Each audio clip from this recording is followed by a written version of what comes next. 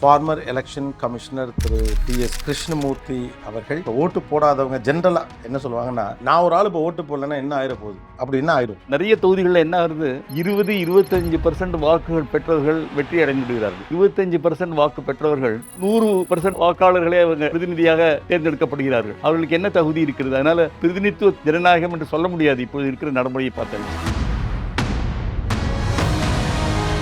அதிக வாக்குகளை பெற்றவர் வென்றவர் ஆவார் அப்படிங்கிற மாடலை நம்ம சூஸ் பண்ணியிருக்கோம். அதுக்கு என்ன ரீசன்? ரொம்ப சிம்பிள் மெத்தட் ஆஃப் எலக்டிங். இது நமக்கு ஒரு 70 வருஷத்துக்கு மேலே ஆயாச்சு. அந்த சமயத்தில் இது சரி என்று சொல்லலாம். ஆனால் இப்பொழுது இந்த முறை சரி என்று எனக்கு தோணவில்லை.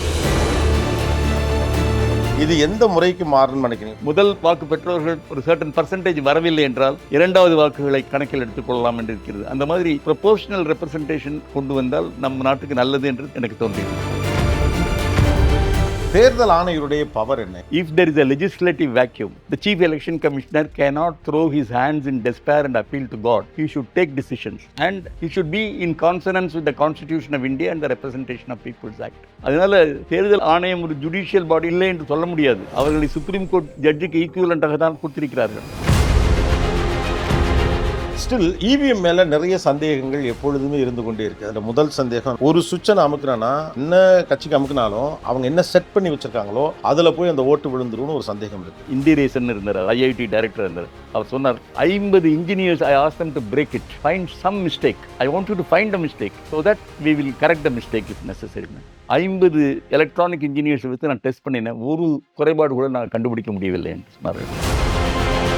இப்போ எலக்ட்ரானிக் ஓட்டிங் மிஷின் மேலேயே சில குற்றச்சாட்டுகள் இருக்குது. அது என்னன்னா, கட்சிகளுடைய சின்னங்கள் சரியாக பொறிக்கப்படுவது இல்லை. அதற்காகத்தான் இப்போது அவர்கள் கலர் படத்துடன் இவிஎம்ல போட்டிருக்காங்கன்னு சொன்னாங்க. ஸோ அது ஒரு நல்ல மாற்றம் என்று தான் கருதுகிறேன். ஒரே பேர் உள்ள ஒரு 10 பேர், ஜோசப்னா ஒரு 10 ஜோசப் போடுவாங்க, அந்த ஓட்டு ஸ்பிளிட் ஆகிடும். ஏன்னா பீப்புளுக்கு தெரியாது எந்த ஜோசப்பை நம்ம பண்ணுறோம்னு. தமிழ்நாட்டில் கூட இருக்கு என்று கேள்விப்பட்டேன். ஒரு போலி வேட்பாளர்கள் நிறுத்துவது, அந்த ஓட்டு வந்து செதறி போகும். What's your opinion about SIR? நீங்கள் வந்து எஸ்ஐஆரே பண்ணக்கூடாது அப்படின்னு சொல்றது தவறு. தேர்தல் ஆணையத்திற்கு ஸ்பெஷல் இன்டென்சிவ் ரிவிஷன் பண்ணுவதற்கு சட்டபூர்வமாக அதிகாரம் இருக்கிறது. அதை குறைபாடு சொல்ல முடியாது. தொகுதி சீரமைப்பு பற்றி என்ன நினைக்கிறீர்கள்? ஒரு தொகுதியில் வந்து 5 லட்சத்து பேருக்கு ஒரு பிரதிநிதி இருப்பாங்க, இன்னொரு தொகுதியில் வந்து 3 லட்சத்து பேருக்கு இருப்பாங்க. இது சரியான முறை என்று சொல்ல முடியாது. அதனால் தொகுதி மாற்று அமைப்பு செய்ய வேண்டியது கடமை. South Indian states should not be punished. அது நிச்சயமாக பார்த்துக்கணும். அவங்க அதுக்கு வந்து சேஃப்கார்ட்ஸ் இருக்கணும். உதாசீனம் பண்ண முடியாது. ஏனென்றால் இங்கே வந்து ஜனத்தொகை குறைந்தாலும் அவருடைய அதிகாரத்தை நம்ம குறைக்க முடியாது. இப்படி கேர்ஃபுல்லாக பண்ணணும். இது இரஸ்பான்சிபிளாக பண்ணக்கூடாது என்று தான் சொல்லுவேன். தேர்தல் நடத்தை விதிமுறைகளில் இருக்கக்கூடிய ஒரு பொதுவான கம்ப்ளைண்ட் என்னென்னா, நான் கல்யாணத்துக்கு 10,000 பணம் எடுத்துகிட்டு போனேன், இல்லை 50,000 பணம் எடுத்துகிட்டு போனேன், நகைகள் எடுத்துகிட்டு போனேன், என்னையை பிடிச்சிக்கிறாங்க. ஆனால் அந்த பக்கம் கேண்டிடேட் வந்து மற்றவங்களுக்கு காசு டிஸ்ட்ரிபியூட் பண்ணுறாங்க, அதெல்லாம் ஒன்றும் பிடிச்ச மாதிரி தெரியலை அப்படிங்கிறாங்க. கட்சிகளுக்கு கருப்பு பணங்கள் கொடுக்கப்படுகின்றன. அது நல்லதல்ல ஒரு நல்ல ஜனநாயகத்துக்கு. இது ஓட்டிங் டேர்ன் அவுட்டில் வருடா வருடம் கூடுகிறதா குறைகிறதா? படித்தவர்கள் வருவதில்லை என்று பெரிய குறை இருக்கிறது. இளைஞர்கள் அட்லீஸ்ட் வருவாங்கன்னு நினைக்கிறேன். அது தவிர அரசியல்வாதிகள் மேல் நம்பிக்கை குறைகிறதோ என்று ஒரு சந்தேகம் ஏற்படுகிறது. அது ஜனநாயகம் நன்றாக நடக்க வேண்டும் என்றால் ஒவ்வொரு வாக்காளரும் அவருடைய வாக்கை செலுத்த வேண்டும். அது ஒரு கடமை, அது ஒரு உரிமை என்று அவர்கள் தெரிந்து கொள்ள வேண்டும்.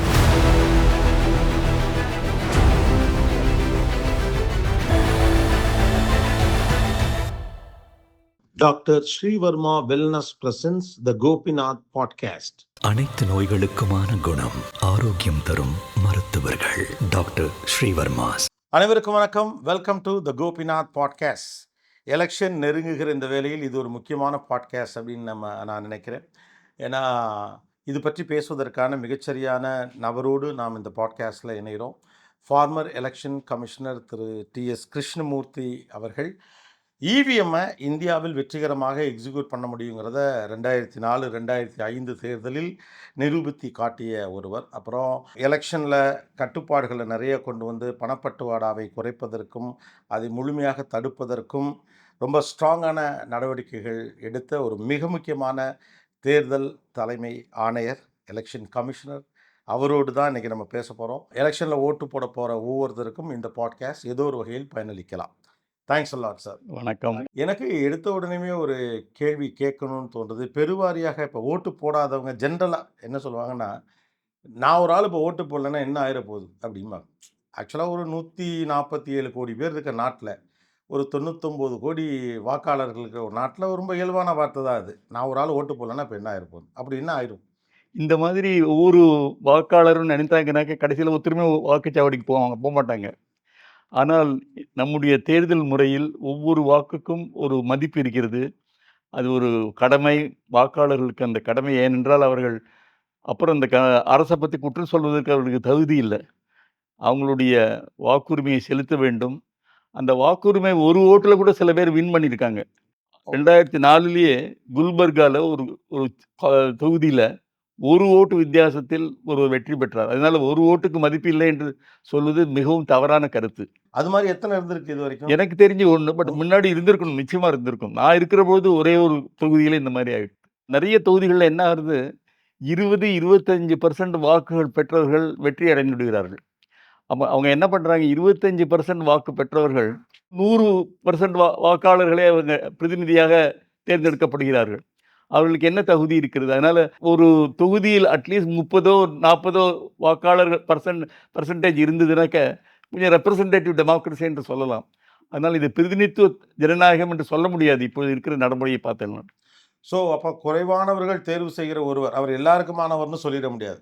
அப்போ பிரதிநிதித்துவம் அப்படின்னா, மெஜாரிட்டி பீப்பிள் வோட் பண்ணி ஒருத்தர செலக்ட் பண்ணியிருக்கணும். அதனால ஒவ்வொரு வாக்குக்கும் நெறைய மதிப்பு இருக்கிறது. அதை புரிந்து கொள்ளவில்லை மக்கள். சில நாடுகள்ல 50% பிளஸ் 1 வோட் இருந்தா தான் வெற்றி அடைய முடியும் என்று தகுதி இருக்கிறது. அந்த மாதிரி நம்ம நாட்டில் இல்ல. இப்போ இருக்கிற சிஸ்டம் பேர் ஃபர்ஸ்ட் பாஸ்ட் போஸ்ட் சிஸ்டம்னு இருக்கு. இந்த ரேஸ்ல வந்து ஒரு 0.5 செகண்ட்ல வின் பண்ற மாரி ஒரு ஓட்டு வித்தியாசத்தில் நிச்சயமாக வெற்றி அடைய முடியும். இது நடைமுறையில் சரியான முறை என்று நான் சொல்ல மாட்டேன். இதை மாற்ற வேண்டும். பிரதிநிதித்துவ ஜனநாயகத்தில் நிச்சயமாக ஒரு 50% வாக்காளர்களையாவது ரெப்ரசன்ட் பண்ணணும். அது இப்ப இந்த நடைமுறையில இல்ல. சில நாடுகள்ல இருக்கிறது. ப்ரொபோர்ஷனல் ரெப்ரசன்டேஷன் வச்சிருக்காங்க. ஒரு தொகுதியிலேருந்து 2 பேர் கூட எடுக்கலாம். இப்போ ஒரு தொகுதியிலேருந்து ஒரு வேட்பாளர்கள் தான் நம்ம தேர்ந்தெடுக்கிறோம். சில நாடுகள்ல 2 வேட்பாளர்கள் கூட எடுக்கலாம். அப்படி ஓகே. இருந்ததுன்னா ஒரு பிரதிநிதித்துவம் அதிகமாக ஒரு வாய்ப்பு இருக்கிறது. அதிக வாக்குகளை பெற்றவர் வென்றவர் ஆவார் அப்படிங்கிற மாடலை நம்ம சூஸ் பண்ணியிருக்கோம். அதுக்கு என்ன ரீசன்? பிரிட்டிஷ் காலனியில எல்லா காலனிலையும் இதை இன்ட்ரோடியூஸ் பண்ணாங்க. ஏன்னா இது ரொம்ப சிம்பிள் மெத்தட் ஆஃப் எலக்டிங். ஜனத்தொகை அங்க இருக்கிறது. அவர்கள் ஒரு தேர்ந்தெடுக்க வேண்டும்னா படிக்காதவர்கள் இருந்தாலும் அது அணுகுமுறை ரொம்ப சௌரியமாக இருக்கிறது. அதனால இது வந்து ஆப்பிரிக்கன் கண்ட்ரீஸ், ஏசியன் கண்ட்ரீஸ்லாம் பிரிட்டிஷ் கொண்டு வந்த முறை இது. ஆனால் யூரோப்பியன் நாடுகளில நிறைய மாற்றங்கள் இருக்கின்றன. ரெப்ரசன்டேட்டிவ் டெமோக்ரஸிக்காக proportional representation, preferential vote system அந்த மாதிரி நிறைய வித்தியாசங்கள் இருக்கின்றன. இது நமக்கு ஒரு 70 வருஷத்துக்கு மேல ஆயாச்சு. நம்மளும் ஜனநாயகத்தை கொண்டு வந்த பொழுது நிறைய பேர் படித்தவர்கள் இல்லை நம்ம நாட்டில். அதனால அந்த சமயத்தில் இது சரி என்று சொல்லலாம். ஆனால் இப்பொழுது இந்த முறை சரி என்று எனக்கு தோணவில்லை. ஓகே. இப்ப முதல் தேர்தல் வந்தபோது கிட்டத்தட்ட 80% மேலானவர்களுக்கு கல்வி அறிவு, இல்லிட்ரசி பிரச்சனை இருந்துச்சு. அதுக்காக கொண்டு வரப்பட்ட மாடல் தான் இப்ப நம்ம பின்பற்றக்கூடிய தேர்தல் முறை. இது எந்த முறைக்கு மாறணும்னு நினைக்கிறீங்க? ஃபார் எக்ஸாம்பிள் ரேங்க்டு சாய்ஸுக்கு மாறணும். இப்போ ஆஸ்திரேலியா, அயர்லாந்து மாரி அப்படி மாறணும்னு நினைக்கிறீங்களா? இல்ல வேற நாடுகள்ல இருக்கக்கூடிய இப்போ இஸ்ரேல் மாரி, நெதர்லாண்ட்ஸ் மாரியான நாடுகள்ல இருக்கக்கூடிய ஜெர்மனில அந்த ப்ரொபோர்ஷனல் மாடல் அப்படின்னு ஒண்ணு சொல்றோம்ல. ஜெர்மனி, பாலஸ்தீன் அந்த மாதிரி நாடுகள்ல ரொம்ப நல்ல முறைகள் இருக்கின்றன. ஏன்னா ப்ரொபோர்ஷனல் ரெப்ரசன்டேஷன்ல இப்போ சப்போஸ் ஒரு தொகுதியில ஒருத்தருக்கு வந்து 60% ஓட்டு கிடைக்கிறது, ஒருத்தருக்கு வந்து 40% ஓட்டு கிடைக்கிறதுன்னு வச்சுங்க. அவங்க 2 பேரும் தொகுதிய ரெப்ரசன்ட் பண்றதுக்கு தகுதி இருக்கிறது. பாலஸ்தீன்ல என்ன பண்றாங்க, ஒரு 126 அது வந்து ஜனநாயகம் இல்ல. இருந்தாலும் ரொம்ப நன்றாக நடத்துகிறார்கள். கிட்டத்தட்ட பிரதிநிதித்துவ ஜனநாயகம் மாரி அது. 126 அசெம்பிளி மெம்பர்ஸ் இருக்காங்க. இப்ப சென்ட்ரல் லெஜிஸ்லேட்டிவ் அசெம்பிளிம்பாங்க. அதுல 63 பேர் தொகுதி வாரியாக தேர்ந்தெடுக்கப்படுகிறார்கள். பாக்கி 63 பேர் நேஷனல் லிஸ்ட்ன்னு வச்சிருக்காங்க. அந்த லிஸ்ட்ல எல்லாரும் நேஷனல் லெவல்ல வோட் பண்ணணும். அப்படி பார்த்தீங்கன்னாக்கா, இப்போ இந்த நாட்டிலேயே எத்தனை பேர் அதிக வாக்குகள் பெறுகிறார்களோ, அவர்கள் தான் அந்த 63 தொகுதியில வர முடியும். ஆனா, அந்த சின்ன நாடுகளுக்கு அது பொருந்தும். இந்தியா மாரியான ஒரு பெரும் நாட்டுல அது சரி என்று சொல்லவில்லை. ஏனென்றால் நெறைய மாற்றங்கள் தேவை என்று தான் நான் சொல்லுகிறேன். என்னுடைய கருத்து என்னவென்றால், ஒரு தொகுதியில் அல்லது 2 பிரதிநிதிகளை அனுப்பலாம். இல்லை என்றால் இந்த ப்ரொபோர்ஷனல் ரெப்ரசன்டேஷன் எவ்வளவு வாக்குகள் பெற்றிருக்கிறார்களோ, அதுக்கு தகுந்தாற்போல் பிரதிநிதிகள் வரலாம் என்று ஒரு முறை இருக்கிறது. அதில பிரிஃபரன்ஷியல் வோட் சிஸ்டம்னு இருக்கிறது. அதாவது முதல் வோட் பெற்றவர்கள், வாக்கு பெற்றவர்கள் ஒரு சர்டன் பெர்சன்டேஜ் வரவில்லை என்றால், 2வது வாக்குகளை கணக்கில் எடுத்துக்கொள்ளலாம் என்று இருக்கிறது. அந்த மாதிரி ப்ரொபோர்ஷனல் ரெப்ரசன்டேஷன் கொண்டு வந்தால் நம் நாட்டுக்கு நல்லது என்று எனக்கு தோன்றுகிறது. இப்போது இருக்கக்கூடிய சூழலுக்கு அது பொருந்தும்னு நினைக்கிறேன். நிச்சயமா பொருந்தும். இல்லை இன்னொரு கண்டிஷன் நான் சொல்லியிருக்கிறேன். என்னுடைய புத்தகங்களில் சொல்லியிருக்கிறேன். 50% + 1 ஓட் ம். பெற்றார்கள் என்றால் அவர்களை வெற்றி பெற்றவர்களாக கருத முடியும். 20%, 25% வாக்குகளை பெற்று அவர்கள் பிரதிநிதிகளாக இருக்க தகுதி இல்லை என்று தான் என்னுடைய கருத்து. ஓகே. அப்போ ரெஸ்ட் ஆஃப் 75 அவருக்கு ஓட்டு போடல. அப்ப அவர வந்து அவங்களுடைய ரெப்ரசன்டேட்டிவா அக்செப்ட் பண்ண முடியாதுன்னு அது நினைக்கிறீங்க. மாத்திரம் இல்ல. இந்த மாதிரி இப்ப இருக்கிற முறையில என்ன ஆகுது, சின்ன சின்ன கட்சிகள்லாம் டாமினேட் பண்ண முடியுது. ம். ஒரு தொகுதியில ஒரு பர்ட்டிகுலர் லாங்குவேஜோ, ஒரு பர்ட்டிகுலர் கம்யூனிட்டியோ, ஒரு பர்ட்டிகுலர் காஸ்ட் இருந்ததுன்னா, அந்த ஆள நிறுத்தினா அவர் வெற்றி பெற்றுருவாருங்க. பட் அவங்க வந்து பாக்கி பேர ரெப்ரசன்ட் பண்ணல அவங்க. சரியாக பண்ண முடியாது. ம். அதனால இந்த சின்ன சின்ன கட்சிகள் உருவாகுறதுக்கு காரணமே இந்த இருக்கிற இந்த ஃபர்ஸ்ட் பாஸ்ட் போஸ்ட் சிஸ்டம் தான். ஆனா சின்ன சின்ன கட்சிகள்லாம் உருவாகுறதும், தங்களுக்கான ரெப்ரசன்டேட்டிவ்ஸ அசெம்பிளிக்கும், பார்லிமென்ட்டுக்கும் அனுப்புறதும் ஒரு ஜனநாயகத்தின் நல்ல குறியீடு தானே. அது எப்படி நீங்க வேண்டான்னு இல்ல சொல்ல அந்த முடியும்? மாதிரி சொல்லலாம் நீங்க. பட் நீங்க இந்த சின்ன சின்ன கட்சிகள் பண்றத அ நாட்டு அரசியல்ல பண்றத பார்த்தீங்கன்னா, சரி என்று தோன்றவில்லை. ஒரு ஒரே ஒரு ஒரு த சின்ன கட்சியிலிருந்து ரெப்ரசன்ட் ஆயிட்டு அவர் கேபினட் மினிஸ்டர் ஆறாரு. அவர் ஹோல் கண்ட்ரிய ரெப்ரசன்ட் பண்றாரு. என்னுடைய எண்ணம் என்னவென்றால், இந்த சின்ன சின்ன கட்சிகள் அட்லீஸ்ட் அசெம்பிளிக்கு வரலாம். பார்லிமென்ட்க்கு வர்றது சரியில்லை என்று தோன்றுகிறது. But it is finally people's verdict only no. People verdict can also be changed by a rule. If you say 50% + 1 vote, சின்ன சின்ன கட்சிகள்லாம் 50% ஓட் பெற முடியாது அவங்களால. ஆனா இன்னொரு பக்கம் நீங்க சொல்லப்படுகிற இந்த பிரதிநிதித்துவ ஜனநாயக அமைப்புக்குள்ள, பெரிய கட்சிகளே தொடர்ந்து ஆட்சியில் இருக்கணும் அப்படிங்கிறத இது இது சப்போர்ட் பண்ணிடாதா? அப்படி சொல்ல முடியாது. ஏனென்றால், கட்சிகள் சுதந்திரமாக அவங்க நடத்தினார்கள் என்றால், அந்த மாதிரி ஒரு குற்றச்சாட்டு ஏற்படுவதற்கு வாய்ப்பில்லை. இந்த கட்சிகளுக்கு ஒரு சட்டம் தேவை. இந்தியாவில் அந்த மாதிரி சட்டம் இல்லை. ம். பல நாடுகளில் எல்லா பொலிட்டிக்கல் பார்ட்டீஸ்க்கும் ஒரு சட்டம் இருக்கிறது. கம்பெனிஸ்க்கு இருக்கு, பார்ட்னர்ஷிப் இருக்கு, ட்ரஸ்ட்டுக்கு இருக்கு. அந்த மாதிரி ஒவ்வொரு சட்டம் தனியா இருக்கிறது. ஆனால் அரசியல் கட்சிகளுக்கு ஒரு தனி சட்டமே இல்லை. அது இல்லாததனால் சின்ன சின்ன கட்சிகளோ, இல்ல பெரிய கட்சிகளோ சரியாக நடத்துவதில்லை. தேர்தல் ஆணையருடைய பவர் என்ன? ஏன்னா, இப்ப அவர் வந்து ஒரு ஸ்டேட்ட கண்ட்ரோல் பண்றாரு, ஒரு நாட்டையே கண்ட்ரோல் பண்றாரு, அல்லது அந்த அமைப்பு கண்ட்ரோல் பண்ணுதுன்னா, அவ்வளவு பவர் இருக்கா? ஏன்னா வெளியிலிருந்து பார்க்கிறபோது ஒரு ஒரு சந்தேகம் இருக்குல்ல. அது எப்படி இவங்க ஒரு ரூலிங் கவர்ன்மெண்ட்ட தாண்டி இவங்க வந்து ரூல் போட்ட முடியும்? அது எப்படி ஒரு சென்ட்ரல் கவர்ன்மெண்ட்ட தாண்டி இவங்க ரூல் போட்ட முடியும்னு யோசிக்கிறது சாதாரண சிந்தனை தான். அந்த அளவுக்கு உண்மையிலேயே என்ன பவர் இருக்கு? நல்ல கேள்வி நீங்க கேட்டீங்க. ஏன்னா, மக்கள்கிட்ட ஒரு பெரிய கருத்து வேறுபாடு இருக்கிறது. சில பேர் சொல்கிறார்கள், election commission most powerful constitutional பாடின்னு. சில பேர் சொல்றாங்க, எலக்ஷன் கமிஷன் தேர்தல் சமயத்தில சரியான நடவடிக்கை எடுக்கவில்லை. அவர்களுக்கு அந்த மாதிரி ஒரு பவர் இல்ல, அதிகாரம் இல்லை என்று சொல்கிறார்கள். உண்மையிலேயே என்ன பார்த்தீர்களானால், நமது தேர்தல் கமிஷன் ஒரு பவர்ஃபுல் ஆர்கனைசேஷன் தான். ஆனால் அதற்கும் லிமிட்டேஷன்ஸ் இருக்கின்றது. முதல்ல நீங்க அரசியல் அமைப்பு சட்டப்படி தான் நான் போக முடியும். அரசியல் அமைப்பு சட்டத்தில என்ன சொல்லியிருக்காங்க? தேர்தல் கமிஷனர் வந்து கவர்ன்மென்ட் அப்பாயிண்ட் பண்ணும். அந்த தேர்தல் commissioner chief election commissioner remove பண்றதுக்கு இம்பீச்மென்ட் மூலமா தான் போக முடியும். அதே மாதிரி தேர்தல் ப்ராசஸ் இருக்கும்போது, அதாவது அனவுன்ஸ்மென்ட் ஆஃப் எலக்ஷனும் ரிசல்ட் வர மட்டும் தேர்தல் கமிஷனுடைய டிசிஷன்ஸ ஜுடிஷியரி கேனாட் கொஸ்டின். அந்த மாதிரி இருக்கு. அதனால தேர்தல் கமிஷனுக்கு தேர்தல் சமயத்தில் நிச்சயமாக அதிகாரங்கள் இருக்கின்றன. ஆனால் அவர்கள் அந்த அதிகாரத்தை அரசியலமைப்பு சட்டம், அதே மாதிரி ரெப்ரசன்டேஷன் ஆஃப் பீப்பிள்ஸ் ஆக்ட் என்று இருக்கிறது. மக்கள் பிரதிநிதித்துவ சட்டம் 1950, 51 அந்த சட்டப்படி தான் அவர்கள் அவர்களுடைய பணியை செய்ய முடியும். அதனால தேர்தல் commission for example model code of conduct என்று ஒன்று இருக்கு. விதிமுறைகள் இருக்கு. தேர்தல் நடத்தை விதிமுறைகள். அந்த நடத்தை விதிமுறைகள்ல சில சமயம் தவறுகள் நடக்கின்றன. தேர்தல் கமிஷனுக்கு ஒரு பவரும் கிடையாது. என்ன பண்ணுவாங்க, தப்பு பண்ணினாங்கனாக்க, வேணுமானா கேம்பெயின் பண்ணக்கூடாதுன்னு சொல்லலாம். இல்லைனாக்க வந்து தேர்தலை போஸ்ட்போன் பண்ணலாம். ஆனால் இந்த மாரி தவறு செய்பவர்களை தண்டிக்கிறதுக்கு அதிகாரமே இல்லை தேர்தல் கமிஷனுக்கு. அதனால என்னுடைய சஜஷன் என்னவென்றால், அட்லீஸ்ட் ஒரு மானிட்டரி பெனல்டி தேர்தல் கமிஷனுக்கு அதிகாரம் குடுக்க வேண்டும். இல்லை என்றால் அட்லீஸ்ட் டிஸ்குவாலிஃபிகேஷன். ஒரு 2 வருஷத்துக்கு அவங்களுக்கு தேர்தல் தகுதி இருக்கக்கூடாது என்று சொல்லலாம். ஒரு சின்ன பவர் குடுத்தீங்கனாக்க உடனே இது இது எப்படி சின்ன பவரா இருக்க முடியும்? ஒரு ஜனநாயகத்துக்குள்ள இந்த ஒரு குறிப்பிட்ட கேண்டிடேட் 2 முறை தேர்தல் நிற்கக்கூடாது என்று சொல்லுகிறத ஒரு பாடி எப்படி டிசைட் பண்ண முடியும்? முதல்ல அது ஒரு கான்ஸ்டிடியூஷனல் பாடி 3 பேர் கொண்ட அங்கத்தினர்கள் கொண்ட அது அமைப்பு.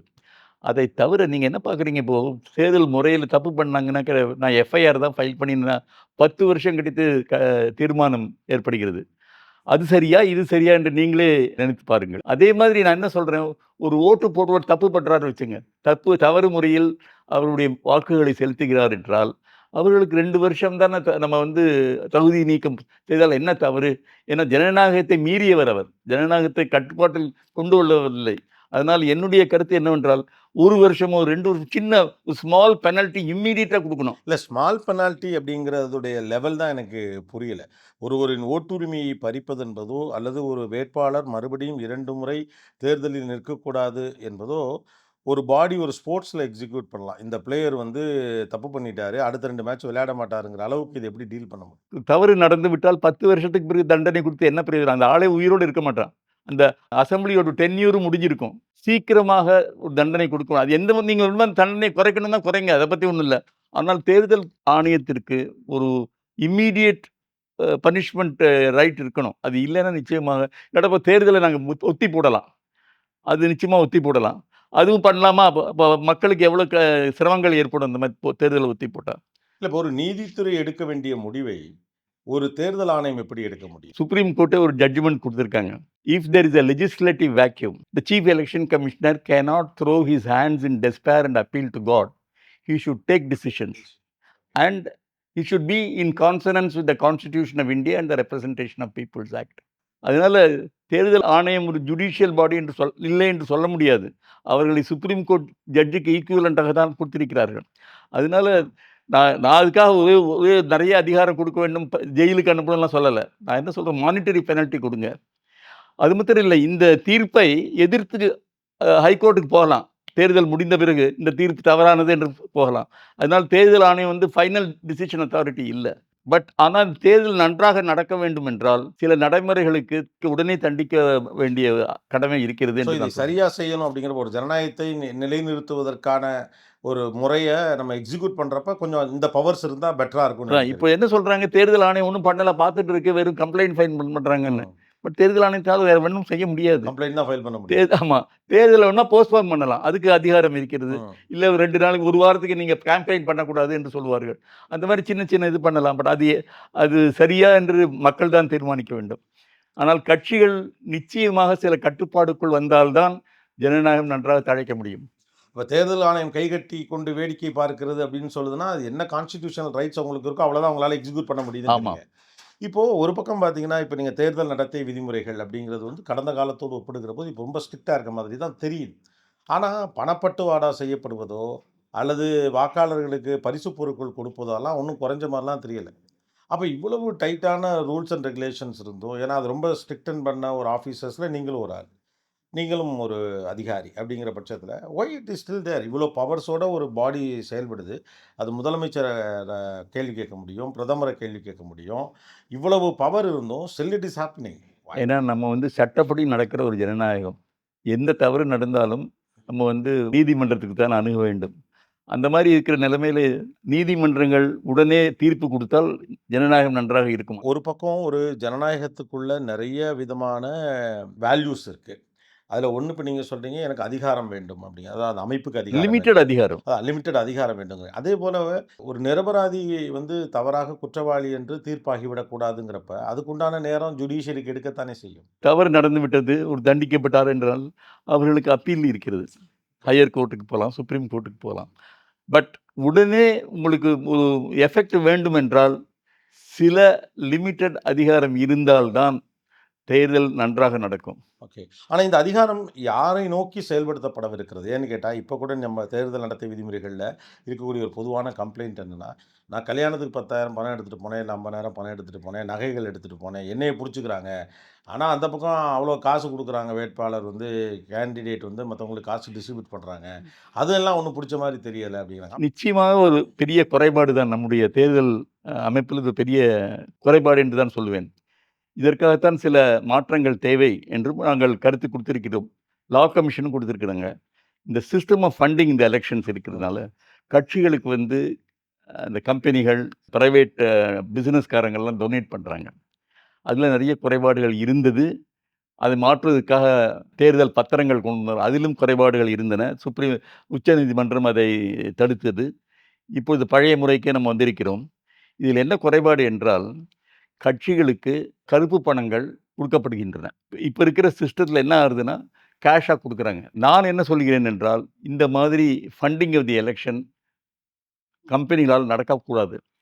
யூ ரெக்கமெண்டட் தேசிய தேர்தல் நிதியம் இல்லையா? தேசிய தேர்தல் நிதி நேஷனல் எலெக்ஷன் ஃபண்ட். ஃபண்ட். அந்த கம்பெனிகள் என்ன பண்ணணும், டைரக்டா அந்த ஃபண்ட் குடுத்தா போதும். அவங்களுக்கு 100% டாக்ஸ் எக்ஸம்ப்ஷன் குடுக்கலாம். இப்ப கனடால political parties can not receive any donation from anybody except the members okay. And their families.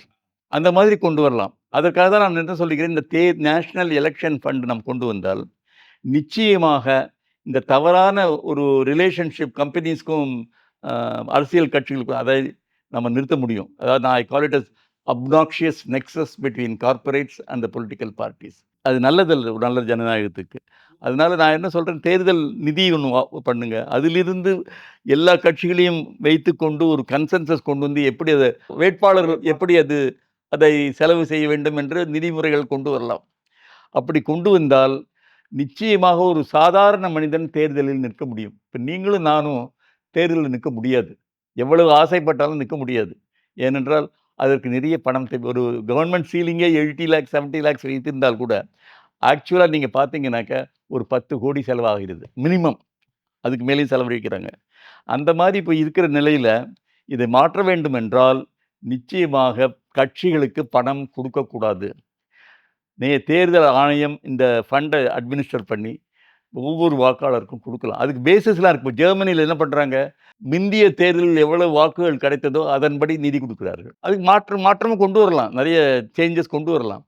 But என்னுடைய கருத்து என்னவென்றால், கட்சிகளுக்கு கம்பெனிகள் இண்டிவிஜுவல் பிஸ்னஸ்மேன் டொனேஷன் கொடுக்கக்கூடாது.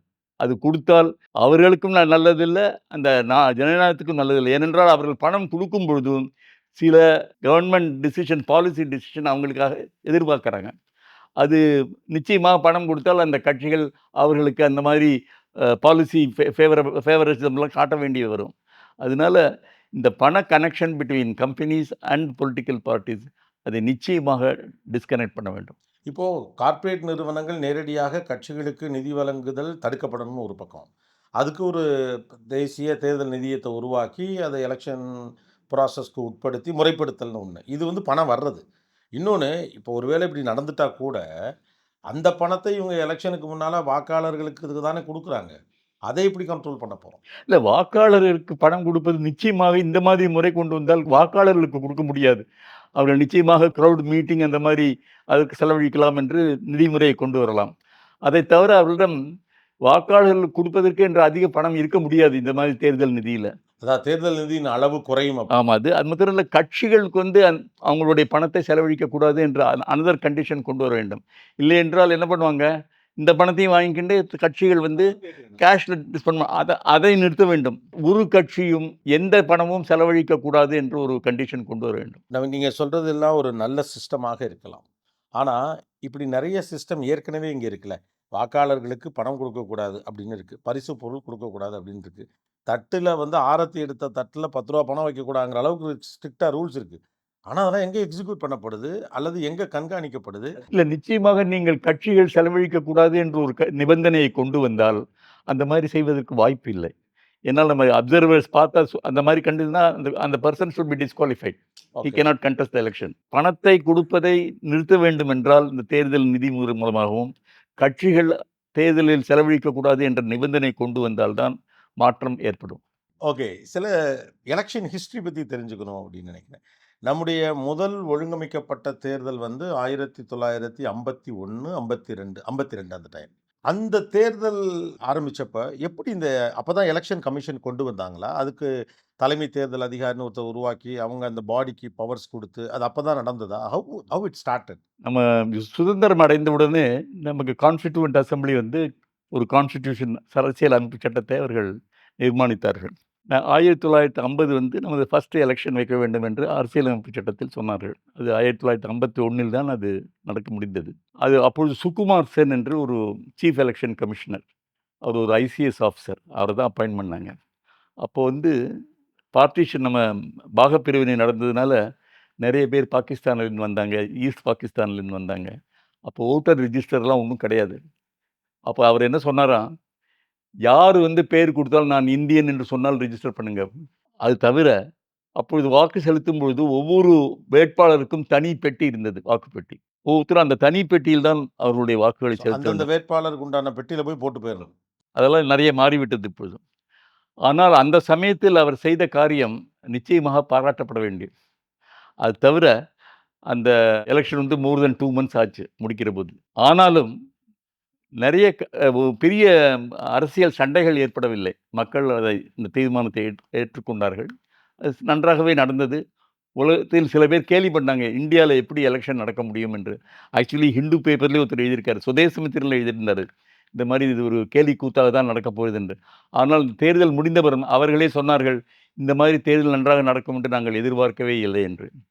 அதனால முதல்ல வந்து அது ஒரு பெரிய பிக் அச்சீவ்மென்ட் அந்த தேர்தலை நடத்தியது. ஆனால் போக போக நிறைய மாற்றங்கள் கொண்டு வர வேண்டிய நிர்பந்தம் ஏற்பட்டது. இப்ப நிறைய இன்ஸ்ட்ரக்ஷன்ஸ் இருக்கிறது. வோட்டர் ரிஜிஸ்டர் ப்ரிப்பேர் பண்றதுக்கு நிறைய கைட்லைன்ஸ் குடுத்துருக்காங்க. திரு சேஷன் வந்தபோது 1991ல வந்தபோது அவர் சில மாற்றங்கள்லாம் கொண்டு வந்தார். இந்த மீட்டிங் எல்லாம் ரூரல் ஏரியாஸ 11 மணிக்கு மேலே நடக்கக்கூடாது இரவு. அது சிட்டீஸ்ல வந்து 10 மணிக்கு மேலே நடக்கக்கூடாது என்று சில மாற்றங்கள் இதெல்லாம் இந்த சுப்ரீம் கோர்ட் ஜட்ஜ்மெண்ட் குடுத்ததுனால லெஜிஸ்லேட்டிவ் வேக்யூம் எங்கே இருக்கிறதோ, எங்கு சட்டம் இல்லாமல் இருக்கிறதோ, அந்த இடத்தில் தேர்தல் கமிஷன் நிச்சயமாக மாற்றங்களை கொண்டு வரலாம். நடப்பு முறையை கொண்டு வரலாம் என்று அதிகாரம் குடுத்தார்கள். அதனால அவர் நிறைய மாற்றங்கள் இருக்கிற சட்டத்திலேயே அவர் நிறைய மாற்றங்கள் கொண்டு வந்தார். நரசிம்மராவ் ஒரு வெளிநாட்டில் சென்றபொழுது தேர்தல் தேதியை அங்க அனௌன்ஸ் பண்ணாரு. இந்த தேர்தலில் இந்த தேதியில் நாங்கள் தேர்தல் நடத்துவோம் என்று. அதே நாளில் திரு சேஷன் அவர்கள் தூர்தர்ஷன்ல போய் இது நடத்த முடியாது. அவர்களுக்கு அதிகாரம் கிடையாது. இந்த தேர்தல் ஆணையம் தான் அதை நிர்மாணிக்கும் என்று சொல்லி அதை உடனே மாற்றினார். அது ஒரு பெரிய message. How election commission can be independent of the கவர்ன்மெண்ட்ன்னு. அதுக்கப்புறம் 2 அடிஷனல் எலக்ஷன் கமிஷனர்ஸ் கொண்டு வந்தாங்க. அப்போ கொண்டு வரும்போது ஒரு தவறு நடந்தது. அவங்க சீஃப் எலக்ஷன் கமிஷன் வந்து உச்சநீதிமன்ற நீதிபதிக்கு ஈக்குவலா பண்ணிட்டு பாக்கி 2 பேரையும் உயர் நீதிமன்ற நீதிபதி ஈக்குவலா கொண்டு வந்தாங்க. உடனே சேஷன் சொன்னார், அவங்க 2 பேரும் என்னோட சபார்டினேட்ஸ் தான். I can over rule them அப்படின்றார். ஸோ அதையும் சட்டத்தை மாற்றினாங்க. எல்லாரையும் ஈக்குவல் ஸ்டேட்டஸ் கொண்டு வந்தாங்க. பட் இருந்தாலும் இந்த அரசியலமைப்பு சட்டத்தில் சில ஓட்டைகள் இன்னும் இருக்கின்றது. இப்போது சீஃப் எலெக்ஷன் கமிஷனரை இம்பீச்மெண்ட் ப்ராசஸில் நீக்கலாம். பாக்கி எலெக்ஷன் கமிஷனர் இம்பீச்மெண்ட்டை பற்றி ஒன்றுமே சொல்லலை. ஈவன் தோ அவங்களெல்லாம் உச்சநீதிமன்ற இதுக்கு கொண்டு வந்திருக்காங்க, நிலைக்கு கொண்டு வந்திருக்காங்க. அந்த மாற்றம் அரசியலமைப்பு சட்டத்தில் கொண்டு வர வேண்டும். அதே மாதிரி தேர்தல் விதிமுறை நடக்கும் பொழுது நீதிபதிகள் ஆர் ஜட்ஜஸ் வந்து கேனாட் இன்டர்ஃபியர். ஒரு டைரக்ஷனையும் மாற்ற முடியாது. தேர்தல் முடிந்த பிறகு அவர்கள் சர்டன்லி கொஸ்டின் பண்ணலாம். அதே மாதிரி அரசியல் அமைப்பு சட்டத்திலேயே இருக்கிறது. எலெக்ஷன் பெட்டிஷன் என்று 45 நாட்களில் அவர்கள் எந்த வாக்காளர் அதிருப்தியாக இருக்கிறார்களோ, இல்லை வேட்பாளர்கள் அதிருப்தியாக இருக்கிறார்களோ, அவர்கள் எலெக்ஷன் பெட்டிஷன் ஹைகோர்ட்டில் ஃபைல் பண்ணலாம். பட் அந்த எலெக்ஷன் ரிசல்ட் அனௌன்ஸ் பண்ணுற மட்டும் ஒரு நோ ஜட்ஜ் கேன் இன்டர்ஃபியர். அது ஒரு ஏனென்றால் அது காரணம் இருக்கிறது. அவர்கள் அந்த மாதிரி இன்டர்ஃபியர் பண்ணால் தேர்தலை நடத்த முடியாது.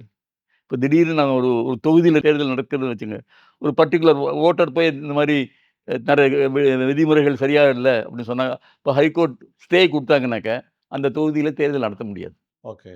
அதனால during the election process, that is இந்த தேர்தல் அனௌன்ஸ் பண்ணுறது, அதே மாதிரி ரிசல்ட் அனௌன்ஸ் பண்ணுற வரைக்கும் நீதிபதிகள் இதில் இன்டர்ஃபியர் பண்ண முடியாது. அது அரசியலமைப்பு சட்டத்திலேயே சொல்லியிருக்கிறார்.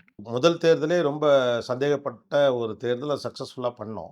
வேட்பாளருக்கு ஒரு போட்டி அப்படிங்கிற இடத்துலேருந்து வந்து அதுக்கப்புறம் நிறைய சீர்திருத்தங்கள் கொண்டாந்து இன்னைக்கு 2004ல் வந்து நாடு முழுவதும் இவிஎம் வழியாக எலக்ட்ரானிக் ஓட்டிங் மிஷின் வழியாக தேர்தல் அதை நீங்கள் எக்ஸிக்யூட் பண்ணீங்க. பட் ஸ்டில் இவிஎம் மேலே நிறைய சந்தேகங்கள் எப்பொழுதுமே இருந்து கொண்டே இருக்குது. அதில் முதல் சந்தேகம் நான் ஒன்று என்ன, ஒரு சுவிட்சை நான் அமுக்குனேன்னா அந்த நான் என்ன கட்சிக்கு அமுக்குனாலும் அவங்க என்ன செட் பண்ணி வச்சுருக்காங்களோ அதில் போய் அந்த ஓட்டு விழுந்துரும்னு ஒரு சந்தேகம் இருக்குது. இது பாசிபிளா? நிச்சயமா இல்லை. இந்த தேர்தல் எலக்ட்ரானிக் வோட்டிங் மிஷின் நம்ம வந்து நாட்டுக்கு ஒரு பெருமை சேர்க்கக்கூடிய ஒரு விஷயம் அது. நம்ம வந்து I always say it is a matter of pride. நம்ம இந்த மாதிரி ஒரு தேர்தல் கருவியை நம்ம கண்டுபிடிச்சிருக்கோம்னு. அதுவும் அது சவுத் இந்தியாவில் தான் கண்டுபிடிச்சாங்க. Electronic corporation of India and Bharat electronics Bangalore, Hyderabad, இவங்க 2 பேரும் அந்த இன்ஜினியர்கள் சேர்ந்து, அதில் நம் தமிழ்நாட்டை சேர்ந்தவர் கூட இருந்தார், ரங்கராஜன் என்பவர். அந்த கம்பெனிஸில் போய் நான் பார்த்துருக்கேன். அது டிஃபென்ஸ் கம்பெனி. அதனால் there is lot of secrecy mentioned there. அது மாத்திரம் இல்லை, இந்த ஒவ்வொரு இவிஎம்லேயும் நிறைய பாதுகாப்புகள் இருக்கின்றன. அதை வெளியில் சொல்ல முடியாது. அது வந்து இந்த சேஃப்கார்ட்ஸ் வந்து are so many. That nobody can interfere. அது தவிர சோலார் பேட்டரியில் வச்சுருக்காங்க அது. அதனால் பவர் ஃபெயில்யூர்னால ஆகுதுன்னு. நான் தலைமை தேர்தல் ஆணையராக இருந்தபொழுது ஒரு கட்சியிலிருந்து எனக்கு ஃபோன் பண்ணாங்க தமிழ்நாட்டிலிருந்து. இந்த மாதிரி ஓட்டு இயந்திரம் சரியாக இயங்கவில்லை அப்படின்னு.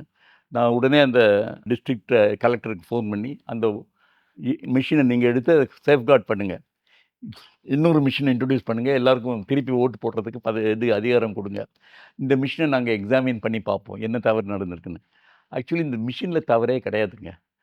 அந்த அதிகாரிகள் இதே தவறு பண்ணலாம். பட் அந்த மிஷினில் குறைபாடுகள் இருக்குது நான் ஏற்றுக்கொள்ளவே முடியாது. ஏனென்றால் இது நிறைய பேர் சேலஞ்ச் பண்ணியிருக்காங்க. எலக்ட்ரானிக் ஓட்டிங் மிஷின் நம்ம வந்து அதை அமலுக்கு கொண்டு வரது முன்னால் ஒரு பெரிய டிஃபென்ஸ் கமிட்டி, அவங்க எலக்ட்ரானிக்ஸ், நம்ம டிஆர்டிஓன்னு பெங்களூரில் இருக்கு, அதில் அவங்க வந்து நம்ம தமிழ்நாட்டை சேர்ந்த ஒரு இன்ஜினியர் இந்திரேசன் இருந்தார், ஐஐடி டைரக்டர் இருந்தார். அவர் தலைமையில் ஒரு குழு அமைக்கப்பட்டு அவர்களிடம் நான் அவர்கிட்ட கேட்டேன், நான் நீங்கள் நிச்சயமாக இதில் நம்பகத்தன்மை இருக்கிறதா என்று. அவர் சொன்னார், 50 engineers I ask them to break it, find some mistake, I want you to find a mistake so that we will correct the mistake if necessary. 50 electronic engineers வைத்து நான் டெஸ்ட் பண்ணினேன், ஒரு குறைபாடு கூட நான் கண்டுபிடிக்க முடியவில்லை என்று சொன்னார்கள். இந்த இவிஎம் மிஷினை ஹேக் பண்ண முடியுமா இன்னைக்கு இருக்க டெக்னாலஜி? முடியாது. It is not a computer where remote can work. நிச்சயமாக முடியாது. செல்ஃப் ஆப்ரேட்டிங் டிவைஸ் அது. அதை வந்து அந்த அந்த பர்டிகுலர் மிஷின் மட்டும்தான் நாங்கள் பண்ண முடியும். இப்போ நீங்கள் வந்து ஒரு தொகுதியில் உட்காந்துட்டு ஒரு 40 இதுக்கு வந்து ரிமோட்டால் இவிஎம் நாங்கள் வந்து இன்டர்ஃபியர் பண்ண முடியும்னு சொன்னார்கள். அது சுத்த பொய். இது நிச்சயமாக அது நடக்க வாய்ப்பே இல்லை. அதனால தான் என்ன சொல்கிறோம், அப்போ என்ன பண்ணாங்க, சில கட்சிகள் வந்து சுப்ரீம் கோர்ட் மட்டும் சென்றார்கள். எங்களுக்கு வந்து ஓட்டு சரியாக போட்டோமா இல்லையாங்கிறது தெரியவில்லை, அதனால எங்களுக்கு ஒரு ஒரு வழிமுறை கண்டுபிடிக்க வேண்டும் என்று சொன்னார்கள். அதுக்காக விவிபேட் என்ற ஒரு சிஸ்டம் கொண்டு வந்தார்கள். நீங்கள் ஓட்டு போடும்போது தெரியும் உங்கள் ஓட்டு எந்த கட்சிக்கு போகிறது, அந்த சிம்பல் வரும் அதில். அது பண்ணாங்க. அப்போ வந்து எல்லா எல்லா தேர்தல் வாக்குச்சாவடியிலும் தேர்தல் முடிந்தவுடன் அதை டேலி பண்ணணும், வெரிஃபை பண்ணணும், அது வந்து எல்லா இதுலேயும் சேலஞ்ச் பண்ண வேண்டும் என்று சொன்னார்கள். அப்போது உச்சநீதிமன்றம் சொன்னார்கள், ஒரு சர்டன் பர்சன்டேஜ் வந்து நம்ம ஆக்சுவல் வெரிஃபிகேஷன் டேலி பண்ணுறது பார்க்கலாம். டேலி இப்போ கூட பண்ணுறாங்க, ஆனால் அந்த டேலியை கொஸ்டின் பண்ணுறதுக்கு அதிகாரம் கொடுத்தார்கள். அந்த ஒரு சர்டன் பர்சன்டேஜ் வாக்குச்சாவடிகளை திருப்பி வெரிஃபை பண்ணுறதுக்கு.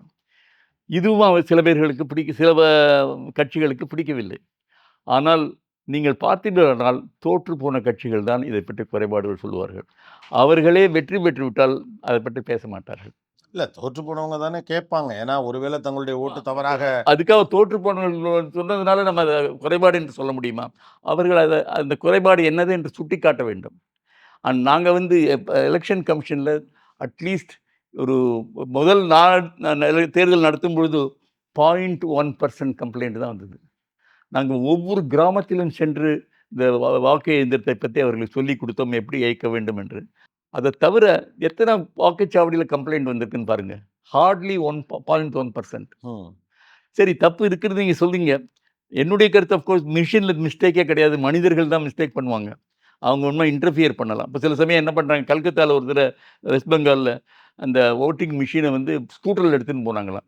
தேர்தல் ஆணையம் அந்த மாதிரி பண்ணுவதற்கு அனுமதியே கொடுக்கவில்லை. அது சேஃப்கார்டோடு தான் கொண்டு போக வேண்டும் என்று. இந்த மாதிரி சில மனித எரர்ஸ் இருக்கலாம், தப்பு நடக்கிறது.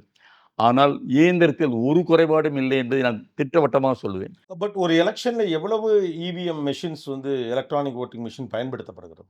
நான் இருக்கும்பொழுது 8 லட்சம் வாக்குச்சாவடிகள் இருந்தன. நாங்கள் வந்து 10 லட்சம் எலக்ட்ரானிக் ஓட்டிங் மிஷின் அப்பொழுது ஆர்டர் பண்ணியிருந்தோம். இப்பொழுது நிச்சயமாக அதிகமாக இருக்கும், எனக்கு நம்பர் எக்ஸாக்டாக தெரியாது. பட் இருந்தாலும் இந்த வாக்கு இயந்திரத்தில் வந்து ஒரு சர்டன் லிமிட்டட் நம்பர் தான் ஓட் பண்ண முடியும். ஒரு 64 பேர் மேலே இருந்ததுனாக்க 4 மிஷினுக்கு மேலே யூஸ் பண்ண முடியாது. அதனால பேலட் சிஸ்டத்துக்கு தான் போகணும். இப்போ பேலட் சிஸ்டம் நல்லதா இல்லையான்னு அதை பற்றி பேசுவோம். வாக்குச்சீட்டுகள் வாக்காளர்கள் செல்லும் பொழுது அது நிறைய குறைபாடுகள் ஏற்பட்டன.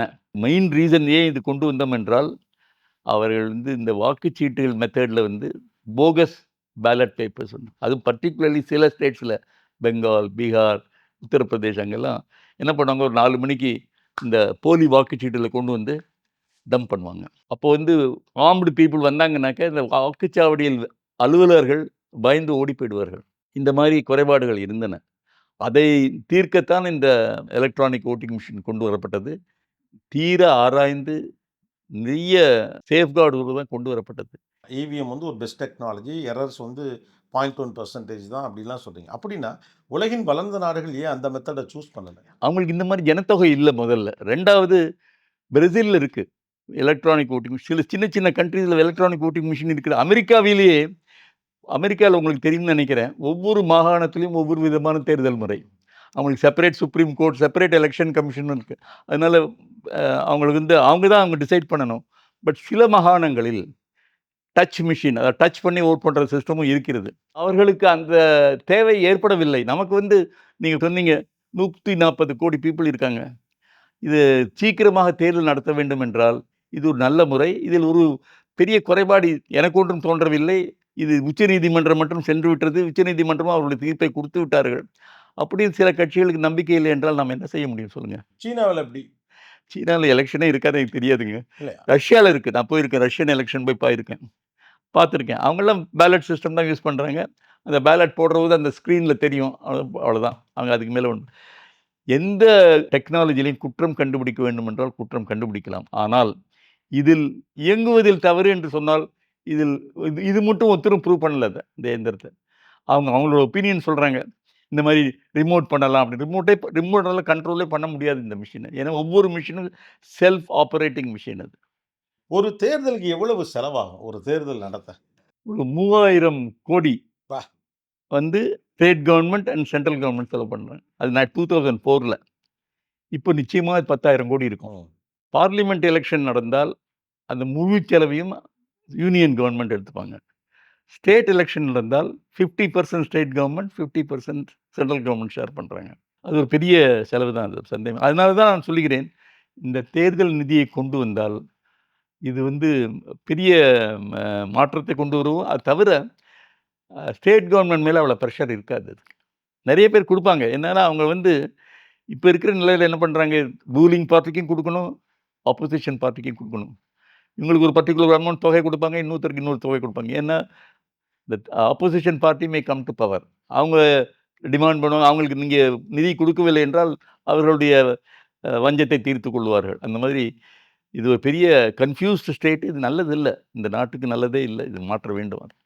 இப்போ ஒரு எலக்ஷனுக்கு ரூ. 10,000 கோடி செலவு பண்றோம் அப்படின்னா, இப்ப எலக்ட்ரானிக் வோட்டிங் மிஷின் மாரியான டெக்னாலஜி உள்ள கொண்டு வந்த பிறகு செலவு குறைஞ்சிருக்கா? கூடியிருக்கா? நிச்சயமா குறைஞ்சிருக்கு. அதுல நீங்க நல்ல கேள்வி கேட்டீங்க. இந்த பேலட் பேப்பருக்கு வந்து செலவு இருக்கே, ஒவ்வொரு தடவையும் நம்ம பிரிண்ட் பண்ற போதும் நிறைய மரங்களை வீழ்த்த வேண்டியிருக்குது. Tons and tons of papers வேண்டியிருக்கிறது. அது ஒண்ணு. 2வது இந்த எலக்ட்ரானிக் வோட்டிங் மிஷின்ல இன்வேலிட் வோட்டே கிடையாது. இந்த வாக்குச்சீட்டில் இன்வேலிட் அதாவது ஒருத்தன் வந்து இந்த சீல பண்றபோது 2 பேருக்கு நடுவுல குத்தினான்னு வச்சுங்க, அது இன்வேலிட். நெறைய இன்வேலிட் வாக்குச்சீட்டுகள் இருந்தன பேலட் சிஸ்டத்துல. இப்போது ஒரு வாக்குச்சீட்டு கூட இன்வேலிட் வோட் ஆக முடியாது. அப்புறம் time saving. Polling station, counting எல்லாத்துலயும் நீங்க பார்த்தீங்கன்னா, நெறைய டைம் சேவிங் இருக்கு. அதனால இந்த எலக்ட்ரானிக் வோட்டிங் மிஷின் கொண்டு வந்ததினால், நிறைய செலவுகள் குறைக்கப்பட்டிருக்கின்றன. இப்ப இதுல ஹியூமன் எரர் ஒண்ணு இருக்கு. ஃபார் எக்ஸாம்பிள் இந்த வந்து ஒரு சீல் குத்துறப்போ 2லயும் படுற மாரி பட்டுட்டா, அது இன்வாலிட் வோட் ஆயிடும்.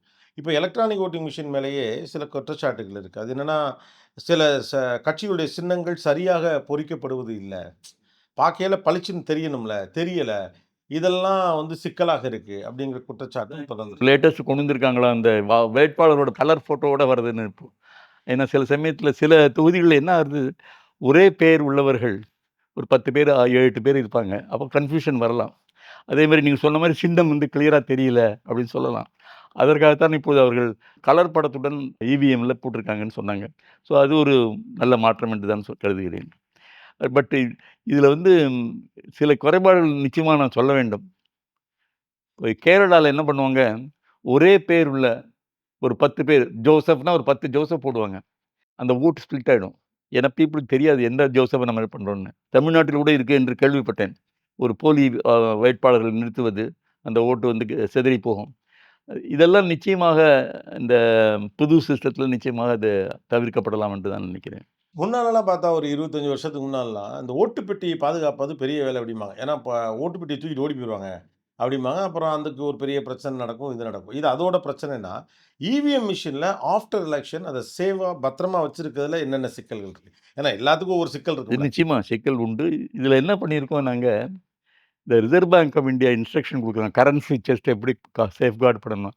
அதே இன்ஸ்ட்ரக்ஷன ஃபாலோ பண்ணி, ஒவ்வொரு தேர்தல் முடிந்தவுடன் ம். அவர்களோட கண்ட்ரோல் ரூம்ல கொண்டு வச்சு, அங்க central armed forces state government police இல்ல. Central government of armed forces அவங்க நிப்பாங்க. கட்சிகள் பிரதிநிதிகள் அங்க இருக்கலாம். இப்போ 20 நாள் அந்த கண்ட்ரோல் ரூம்ல இருக்கேன்ருந்தால், அதில வந்து எல்லாரும் வெளியில அவங்களுக்கு அவங்களுக்கு permission will be given to sit there to sleep there if necessary. இந்த மாதிரி இந்த ரிசர்வ் பேங்க் கரன்சி கண்ட்ரோல் மாதிரி இந்த எலக்ட்ரானிக் வோட்டிங் மிஷின் வந்து சேஃப்கார்ட் பண்றதுக்கு நெறைய அங்க இன்ஸ்ட்ரக்ஷன் குடுத்திருக்கிறோம். அது தவிர ஒவ்வொரு தேர்தலிலும் எந்த எலக்ட்ரானிக் வோட்டிங் மிஷின் ஒரு மாநிலத்தில் நம்ம யூஸ் பண்ணினோம்னாக்க, அந்த மாநிலத்தில் திருப்பி யூஸ் பண்ண மாட்டாங்க. அடுத்த மாநிலத்துக்கு எடுத்து செல்லப்படும். ஏன்னா, அதில வந்து சில குறைபாடுகள் இப்போ வந்து நம்ம தேர்தல் சேலஞ்ச் பண்றாங்கன்னு வச்சுங்க. அந்த தேர்தல் சேஞ்ச் பண்ணா அந்த 45 நாளைக்கு உள்ள எலக்ஷன் பெட்டிஷன் ஃபைல் பண்ணாங்கன்னா, அந்த எலக்ட்ரானிக் வோட்டிங் மிஷின்லாம் தனியா எடுத்து வைக்கணும். ஏன்னா கோர்ட் கேன் லுக் இன்டூ இட்ங்கிறதுனால, பாக்கி எல்லாத்தையும் ரொட்டேட் பண்ணுவாங்க. ஓ! ஓகே. அதுக்கும் இன்ஸ்ட்ரக்ஷன் இருக்குது. ஒரு தேர்தலில் யூஸ் பண்ண எலக்ட்ரானிக் மிஷின், மறு தேர்தலில் அந்த மாநிலத்தில் அதை உபயோகப்படுத்தக்கூடாது என்று இருக்கிறது. ஸோ அப்போ மார்ஜின் ஆஃப் எரர் வந்து குறைவு தான். எவ்வளவு சேஃப்கார்ட்ஸ் பண்ணியிருக்கோம். இப்ப இல்ல கட்சிகள் மாற்றங்கள் நல்ல கருத்துக்கள் தெரிவித்தால் நிச்சயமா அத நமக்கு எடுத்துக்கொள்ள வேண்டியதுதான். ஆனால் அவர்கள் வந்து ஒரு ஆதாரமும் இல்லாமல் அந்த இயந்திரத்தை பற்றி குற்றம் சொல்வது சரி என்று எனக்கு தோணவில்லை. இப்போ ஒரு தொகுதியில அதிகமான எண்ணிக்கையில நோட்டா விழுகுது அப்படின்னா, அந்த தொகுதியில் என்ன என்ன அதுக்கு பிறகு என்ன நடக்கும்? தேர்தலுக்கு பிறகு அது எப்படி அத அணுகுவாங்க? இந்த நோட்டா கொண்டு வந்து நான் இருந்தபோது தான் வந்தது. நான் தான் சஜெஸ்ட் பண்ணேன் கவர்ன்மென்ட்க்கு. இந்த மாதிரி மாற்றம் கொண்டு வர வேண்டும். ஏனென்றால் கட்சிகள் வந்து நல்ல வேட்பாளர்களை நிறுத்தவில்லை என்று மக்கள் வந்து அவங்க குறைபாடு சொல்லுகிறார்கள். இதை மாற்றுவதற்கு அவர்களுக்கு ஒரு ஒரு அதிகாரம் கொடுக்க வேண்டும். சில பேர் ஓட்டுச்சாவடிக்கு வரமாட்டேங்கிறாங்க. நான் ஓட்டு போட்டு என்ன பிரயோஜனம்? அது வந்து அந்த ஓட்டுனால என்ன நடக்கப் போகுது என்று அவர்கள் சொல்கிறார்கள். அதனால இந்த நன் ஆஃப் தி அபோவ் என்ற ஒரு ஒருவருக்கும் என்னுடைய வாக்கு இல்லை என்று சொல்லும்படியாக இந்த நோட்டா கொண்டு வந்தோம். ஆனால் அரசு வந்து இதுக்கு தெரிவிக்கவில்லை. அதனால் ஒரு அசோசியேஷன் ஃபார் டெமோக்ராட்டிக் ரிஃபார்ம் என்ற ஒரு என்ஜிஓ இருக்கு. அவங்க வந்து ஃபைல் பண்ணாங்க சுப்ரீம் கோர்ட்ல. எலக்ஷன் கமிஷன் வந்து சப்போர்ட் பண்ணுது. இந்த மாதிரி மாற்றம் கொண்டு வர வேண்டும் என்று. ஸோ இந்த நோட்டா வந்து சுப்ரீம் கோர்ட் வந்து அப்ரூவ் பண்ணாங்க. இந்த நாங்க இன்ட்ரோடியூஸ் பண்ணோம் அந்த எலக்ஷன்ல. இந்த நோட்டானோட அப்ஜெக்டிவ் என்னன்னு சொல்லுங்க. முதல்ல நல்ல வேட்பாளர்கள் நிறுத்துவார்கள் என்ற நம்பிக்கையில் இது கொண்டு வரப்படுகிறது. 2வது சில வாக்காளர்கள் வாக்குச்சாவடிகளுக்கு செல்வதில்லை. ஏனென்றால் என்னோட ஓட்டுனால ஒரு வித்தியாசமும் ஏற்பட போவதில்லை என்று ஒரு அவநம்பிக்கை. ஆனால் இன்னொரு குற்றச்சாட்டு இருந்தது. யார் போகவில்லையோ அவர்களுடைய வாக்கை வேற யாரோ செலுத்தி விடுகிறார்கள் என்ற ஒரு குற்றச்சாட்டு இருந்தது. இப்ப அந்த குற்றச்சாட்டு இங்க ஏற்க முடியாது. நீங்க போய் நோட்டா ஓட்டு பண்ணீங்கன்னா வேற ஒருத்தரும் யூஸ் பண்ண முடியாது உங்களோட வாக்க. தொகுதி சீரமைப்பு பற்றி என்ன நினைக்கிறீர்கள்? இங்கிலாந்துல வந்து 700 பேர் இருக்காங்க லோவர் ஹவுஸ்ல. இந்தியால வந்து 543 பேர் இருக்காங்க. ஒரு பெரிய கண்ட்ரிக்கு நிச்சயமாக தொகுதி மறு அமைப்பு செய்ய வேண்டும். அது மாத்திரம் இல்ல, அது ஒவ்வொரு கான்ஸ்டிட்யூவன்சியா ஈக்குவலன்ட்டா இருக்கணும் பாருங்க. ஒரு தொகுதியில வந்து 5,00,000 பேருக்கு ஒரு பிரதிநிதி இருப்பாங்க. இன்னொரு தொகுதியிலேருந்து 3,00,000 பேருக்கு இருப்பாங்க. இது சரியான முறை என்று சொல்ல முடியாது. அதனால தொகுதி மாற்று அமைப்பு செய்ய வேண்டியது கடமை. ஆனால் இதில ஒரு பெரிய சிக்கல் இருக்கிறது. ஏனென்றால் பர்ட்டிகுலர்லி சவுத் இந்தியன் ஸ்டேட்ஸ்ல பாப்புலேஷன கண்ட்ரோல் பண்ணியிருக்காங்க எஃபெக்டிவா. நார்த் இந்தியன் ஸ்டேட்ஸ்ல அந்த மாரி பண்ணல. அதனால அந்த நோக்கத்தில் பார்த்தால் நிச்சயமாக அவர்களுக்கு அதிக அங்கத்தினர்கள் கிடைப்பார்கள். ஸோ அத வந்து என்ன பண்ணணும், ஒரு 20, 30 வருஷமா இப்ப என்ன பண்ணிட்டு இருக்காங்க, ஃப்ரீஸ் பண்ணிட்டாங்க. மாற்றல. எப்படி இருந்ததோ முன்னாடி ஒரு 30, 40 இயர்ஸ் அப்படிதான் கன்டின்யூ பண்றாங்க. இப்போ மாற்றி அமைக்கப் போகிறோம் என்று சொல்லியிருக்கிறார்கள். ஏதோ சட்டம் கொண்டு வரப் போகிறார்கள். அதிலிருந்து விமன் வோட்டர்ஸ்க்கு நெறைய பெர்சன்டேஜ் ரிசர்வேஷன் கொடுக்க போறோம்னு சொல்லுகிறார்கள்.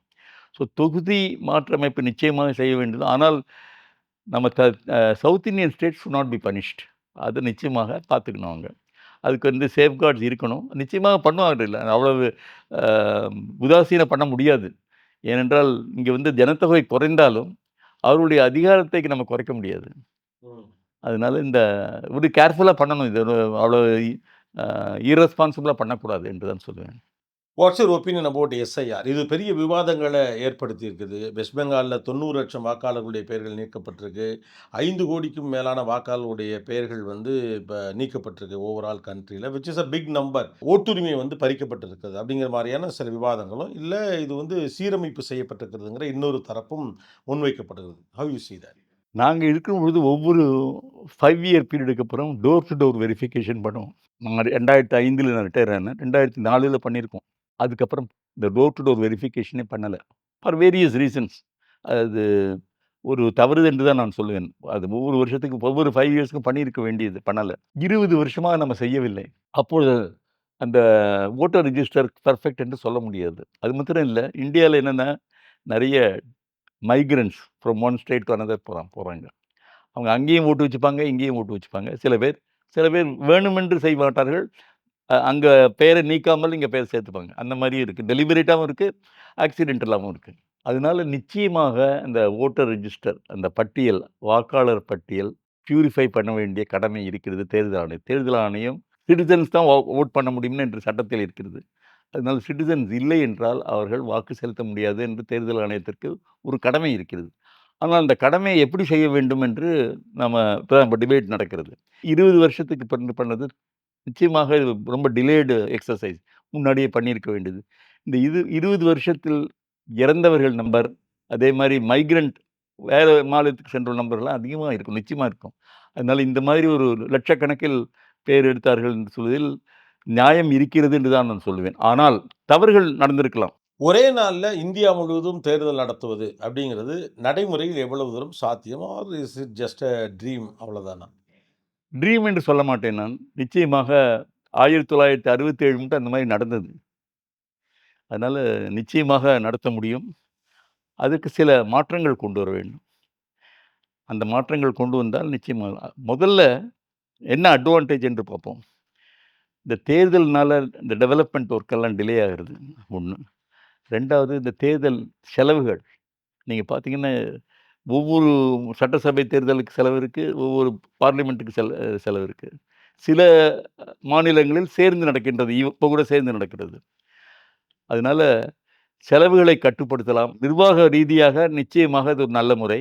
பொருளாதார ரீதியாக நிச்சயமாக அது வரவேற்கப்பட வேண்டும். ஆனால், இதை செய்ய முடியுமா? நம்முடைய அரசியமைப்பில் அமைப்பு சட்டத்தில் அது இந்த மாரி பண்ண முடியுமா? என்று ஒரு கேள்வி எழுகிறது. அதுக்காக தான் ஒரு கமிட்டி போட்டு அவங்க பழைய ஜனாதிபதியின் தலைமையில் வந்து ஒரு கமிட்டி போட்டு ரிப்போர்ட் குடுத்துருக்காங்க. அதில வந்து சட்ட வல்லுனர்கள் இருந்திருக்கிறார்கள். ஒரு சட்டமும் கொண்டு வந்திருக்காங்க. அரசியல் அமைப்பு மாற்று சட்டம் கொண்டு வந்திருக்காங்க. அது ஐ திங்க் ஜாயிண்ட் பார்லிமென்டரி கமிட்டியில டிஸ்கஸ் பண்றாங்க. என்னுடைய ஒப்பீனியன் நிச்சயமாக நடத்த முடியும். ஆனால் சில மாற்றங்கள் கொண்டு வர வேண்டும். அந்த மாற்றங்களை கொண்டு வந்தால் நிச்சயமாக இதால் பண்ண முடியும். நாட்டுக்கு தேவையா? என்னோட ஒப்பீனியன் நாட்டுக்கு தேவைதான். ஏனென்றால் பல அரசுகள் வந்து எங்களோட ஃபெடரல் ஸ்பிரிட் வந்து அஃபெக்ட் ஆகுது. ஒரு தேர்தல் வந்து மத்திய அரசுக்கும், மாநில அரசுக்கும் சேர்ந்து நடந்ததுன்னா, மத்திய அரசு இஷ்யூஸ் தான் திங்க் பண்றாங்க. மாநில அரசு இஷ்யூஸ் திங்க் பண்றதில்ல என்று ஒரு குறை இருக்கிறது. ஆனால் சில தேர்தல் நீங்க பார்த்தீங்கன்னாக்க, இப்ப தமிழ்நாட்டிலயும் பார்லிமென்ட் எலக்ஷன் சேர்ந்து நடந்ததுன்னா, டிஃபரண்ட் வோட்டிங் பண்ணியிருக்காங்க. அதே மாதிரி ஒரிசால நடந்திருக்கு. அதே மாதிரி மகாராஷ்டிரால நடந்திருக்கு. கேரளால நடந்திருக்கு. அதனால மக்களுக்கு விழிப்புணர்வு இருக்கின்றது. அது அந்த விழிப்புணர்வு போதுமா? போதாதா? என்பதை மக்கள் தான் தீர்மானிக்க வேண்டும். ஆனால் administratively and financially simultaneous election நடத்துவது நல்லது. பட் மக்கள் கட்சிகள் வந்து இதில ஒத்துழைக்க வேண்டும். இது அவங்கள மீறிண்டு நம்ம இத மாற்றம் கொண்டு வராமல், ஒரு ஒருமித்த கருத்து கொண்டு வந்து, ஒரு கன்சென்சஸ் கொண்டு வந்து பண்ணினால் நன்றாக இருக்கும் என்று நினைக்கிறேன். ஒரு எலக்ஷன்ல எவ்வளவு பேர் வொர்க் பண்றாங்க சார்? ஏன்னா, ஒரு இவ்ளோ பெரிய நாட்டுல இவ்ளோ பேர உள்ள உள்ள கொண்டு வந்து எலக்ஷன் நடத்துறதுன்னு, ஐ திங்க் ஒபாமா ஒரு முறை சொன்னார். பெரிய ஆச்சரியமா இருக்கு. எப்படி இவ்ளோ பெரிய ஒரு ஜனநாயக தேர்தல இவங்களால நடத்த முடியுது அப்படின்னு அவரே அத சொன்னார். இல்ல இத இப்ப 8வது உலக அதிசயம் என்று சொல்கிறார்கள். நிச்சயமா இது நான் இருக்கிற பொழுது 8,00,000 வாக்குச்சாவடிகள் இருந்தன. நாங்க வந்து 50,00,000 பீப்பிள் யூஸ் பண்ணோம் இந்த எலக்ஷன். அப்போ 8,00,000 வாக்குச்சாவடிக்கு 50,00,000 பேர் வொர்க் பண்ணாங்க. எல்லாமே கவர்ன்மென்ட் எம்ப்ளாயீஸ். எல்லாருமே கவர்ன்மென்ட் எம்ப்ளாயி, இன்க்ளூடிங் போலீஸ். இப்ப இந்த போலீஸ பத்தி நீங்க கேட்டீங்கன்னா, வேடிக்கையான சம்பவம் என்னவென்றால், சில மாநிலங்கள் அவங்களுடைய போலீஸே வேண்டான்னு சொல்லுவாங்க. நீங்கள் சென்ட்ரல் போலீஸை கொண்டு வருவாங்கன்னு. ஏனென்றால் போலீஸிலேயே சில பேர் பொலிட்டிக்கல் பயஸ் இருக்கு என்று. அதனால சென்ட்ரல் போலீஸ் ஃபோர்ஸ் எல்லா இடத்துக்கும் தேவைப்படுகிறது. அதனால தான் நீங்க இந்த வெஸ்ட் பெங்கால்ல 2 ஃபேஸ்ல இப்போ நடத்துறாங்க. நாங்க இருக்கிறது ஒரு மாநிலத்திலும் 3 ஃபேஸ்க்கு மேல் நடத்தவே இல்ல. பட் அது வந்து ஒரு சமயத்தில 8 ஃபேஸஸ் எலக்ஷன் நடந்தது. அது சரி என்று எனக்கு தோணவில்லை. இருந்தாலும் அது அந்த சமயத்தில் தேர்தல் ஆணையத்துக்கு என்ன காரணங்கள் இருந்ததுன்னு எனக்கு தெரியாது. பட் அஸ் அ கண்ட்ரி நம்ம வந்து ஒவ்வொரு மாநிலத்துக்கும் ஒரே நாளில் தேர்தல் நடத்த வேண்டும் என்றது என்னுடைய முதல் ஆப்ஷன். அதுக்கப்புறம் நீங்க சைமல்டேனியஸ் எலக்ஷன்லாம் கொண்டு வாருங்க. முதல்ல ஒவ்வொரு ஸ்டேட்லயும் ஒரே நாள்ல தேர்தல் நடத்தணும். ஆனா நீங்க சொல்ற 2004, 5லயே 50,00,000 பேர் ஒர்க் 50 பண்ணியிருக்காங்க. லட்சம் இருந்தது. இந்த பணிகள் எப்படி அவர்களுக்கு தெரியுது? ஏன்னா ஒரு பெரிய ப்ராசஸ். இன்னும் ஆமா. சொல்லப்போனா காம்ப்ளிகேட்டட் ப்ராசஸ் ஆல்சோ. அதுக்கு பிரிப்பரேஷன் தான். நீங்க இப்ப என்ன சில பேர் நினைக்கிறாங்க, இந்த எலக்ஷன் கமிஷன் வந்து எலக்ஷன் சமயத்தில் தான் வேலை செய்றதுன்னு. அப்படி ஒண்ணு உண்டு. மத்த நேரம் இவங்க என்ன பண்றாங்க அப்படின்னு ஒரு கேள்வி இருக்குதான். இப்போ வோட்டர் ரிஜிஸ்டர் பிரிப்பேர் பண்றாங்க. 2வது பழைய கம்ப்ளைண்ட்ஸ் எல்லாம் ரிவ்யூ பண்ணுவாங்க. கட்சிகளுக்குள்ள சண்டை நடக்கும். அதெல்லாம் டீல் பண்ணணும். அதே மாதிரி இந்த preparation for election central paramilitary forces deployment எப்படி பண்ணணும்? ஒவ்வொரு மாநிலத்தும் அதோட டிஜிபியோட கன்சல்ட் பண்ணி தான் பண்ணுவாங்க. அதே மாதிரி சீஃப் செக்ரட்டரி, டிஜிபி அவங்களுடைய கருத்துக்களை தெரிந்து, எப்படி நம்ம இந்த சென்சிட்டிவ் கான்ஸ்டிட்யூவன்சிஸ் என்று சொல்லுவார்கள். அங்க வந்து நிறைய வயலன்ஸ் ஏற்படும் என்று எங்களுக்கு ஒரு இது இருந்ததுன்னா, அங்க வந்து ஜாஸ்தி போலீஸ் ஃபோர்ஸ் எம்ப்ளாய் பண்ணணும் என்ற சில கண்டிஷன்ஸ்லாம் இருக்கிறது. அதனால இது ஒரு பெரிய எக்ஸர்சைஸ். அது இந்த எக்ஸர்சைஸ் எல்லாம் தான் நான் எலக்ஷன் டயத்துல பண்றாங்க. அது தவிர உங்களுக்கு தெரியும், ஒவ்வொரு வருஷமும் அட்லீஸ்ட் ஒரு 4, 5 ஸ்டேட் எலக்ஷன் இருக்கிறது. அது வேற பண்ண வேண்டியது இருக்குது. ஒரு பெரிய சேலஞ்ச் தான். நிச்சயமாக இந்த ஆணையம் நன்றாக செயல்படுகிறது. சில மனித குறைபாடுகள் ஏற்படலாம். இல்லைன்னு சொல்லல. வோட்டர் ரிஜிஸ்டர்ல மிஸ்டேக் இருக்கலாம். அண்ட் சில சமயத்தில பொலிட்டிக்கல் பார்ட்டிஸ் வந்து அவங்க கிரீவன்ஸஸ் வந்து ஃபுல்லா அட்டெண்ட் பண்ணல என்று இருக்கலாம். அதற்காக ஒரே ஒரு இன்ஸ்டிடியூஷன குறை சொல்வது சரியில்ல. சில மனிதர்கள் ஹியூமன் எரர்ஸ் என்று சொல்வார்கள். இருக்கலாம். இல்லை என்று சொல்லவில்லை. ஆனால் நீங்க ஒரு மேக்ரோ லெவல்ல எக்ஸாமின் பண்ணினீங்க, தேர்தல் ஆணையம் அதனுடைய காரியத்தை சரியாக செய்கிறது என்று தான் நான் கருதுகிறேன். இப்ப உலக நாடுகளோடு ஒப்பிடுகிற போது, நாம இந்த எலக்ஷன எக்ஸிக்யூட் பண்றதுல நம்ம எந்த லெவல்ல இருக்கோம்? ஏன்னா, கிட்டத்தட்ட 100,00,00,000 வாக்காளர்கள் அப்படின்னு சொல்றாங்க. இவிஎம் வழியாக வேற பண்றோம். அதுவும் வெவ்வேறு கட்டங்கள்ல பண்றோம். வெவ்வேறு சூழல்ல பண்றோம். So comparing to the international standards நாம ஒரு எந்த இடத்துல இருக்கிறோம் இதோட எக்ஸிக்யூஷன்ல? அமெரிக்கா, சவுத் ஆப்பிரிக்காலாம் நான் சென்றேன். இந்த தேர்தல் அவங்க நம்முடைய தேர்தல் முறைகளை சொல்வதற்கு, அதே மாதிரி அவர்களுடைய தேர்தல் முறைகளை தெரிந்து கொள்வதற்கும் போயிருக்கிறேன். ரஷ்யாவுக்கு போயிருக்கேன். நம்மளுடைய ஜனத்தொகையை கண்டு அவர்களே அச்சப்படுகிறார்கள். எப்படி நம்மளால இவ்வளோ ஆர்கனைஸ்டு எலக்ஷன் நடத்துகிறோம்? பாருங்க நம்ம நெய்பர்ஸ் எல்லாரையும் பாருங்க. பாகிஸ்தான், பங்களாதேஷ், ஸ்ரீலங்கா, அப்புறம் நேபாள் எல்லா இடத்துலயும் ஜனநாயகம் இந்த மிலிட்டரி ரூல் நடுவுல வந்தது. இங்க மாத்திரம் தான் நம்ம வராம இருக்கோம். ஸோ தேர்தல் அதே நான் பாகிஸ்தானுக்கு போயிருந்தபோது இம்ரான் கான் இருந்தார் அப்போ. அவர் சொன்னாரு, "the only country where there is a change of power through election." வேற ஒரு கண்ட்ரிலயும் இந்த நம்ம நம்பர்ஸ் கிட்ட கிடையாது. அதனால நம்ம வந்து ஒரு ஓவர் அ பீரியட் ஆஃப் எவ்வளோ வருஷம் ஆச்சு? 1950லிருந்து 70 வருஷத்துக்கு மேல ஆச்சு. நம்ம தேர்தல் முறையை கொண்டு தான் மாற்றங்கள் கொண்டு வருகிறோம். உலக மக்கள் அதிசயப்படும்படி நடக்கின்றது என்று தான் நான் சொல்லுவேன். என்கிட்ட நெறைய பேர் சொல்லியிருக்காங்க. இப்போ ஆஸ்திரேலியால கேட்டேன். Australian chief election commissioner, New Zealand chief election commissioner கேட்டேன். உங்ககிட்டலாம் இந்த மாரி கம்ப்ளைண்ட்ஸ் இருக்கா? இந்த மாரி வோட்டர் ரிஜிஸ்டர்ல குறைபாடு நிச்சயமாக இருக்குது. ஆனால் அவர்கள் நம்பர் வந்து ஒரு ஒரு தொகுதியில 10 பேர், 20 பேர் விட்டு போயிருக்கலாம். ஆனால் நம்மள வந்து ஈவன் 10,000, 20,000 பேர்லாம் விட்டு போயிருக்கிறது. அதனால உங்களுடைய லெவல பார்த்தா நிச்சயமா மிஸ்டேக்ஸ் இருக்கின்றது. ஆனால் அங்கேயும் மிஸ்டேக்ஸ் இருக்கிறது. ஆனால் அவர்கள் இப்போ ஆஸ்திரேலியால கம்பல்சரி வோட்டிங் இருக்கிறது. எல்லாரும் போய் ஓட்டு போட வேண்டும் என்று இருக்குது. நம்ம அது மாரி கம்பல்சரி வோட்டிங் கொண்டு வரல. இந்தியால கொண்டு வர முடியுமானா, நிச்சயமா கொண்டு வர முடியாது. ஏனென்றால் இப்போ ஒரு ஒரு தொகுதியில 3,00,000 பேர் இருக்காங்கன்னு வச்சுக்கங்க. அதுல 2,50,000 பேர் ஓட்டு போடுறாங்கன்னா, பாக்கி 50,000 பீப்பிள போய் நம்ம வெரிஃபை பண்ணணும். அவங்க ஓட்டு போட்டாங்களா? ஏன் போடல? எலக்ஷன் நடத்துறத விட பெரிய வேலை. என்ன காரணம் குடுப்பாங்க? ஏதோ ஒரு மெடிக்கல் ரிப்போர்ட் குடுத்து நான் வர முடியல அப்டிம்பாங்க. ஸோ இது நிச்சயமாக இத வந்து அமலுக்கு கொண்டு வர முடியாது என்ற காரணத்தினால் தான் நான் சொல்லுகிறேன்.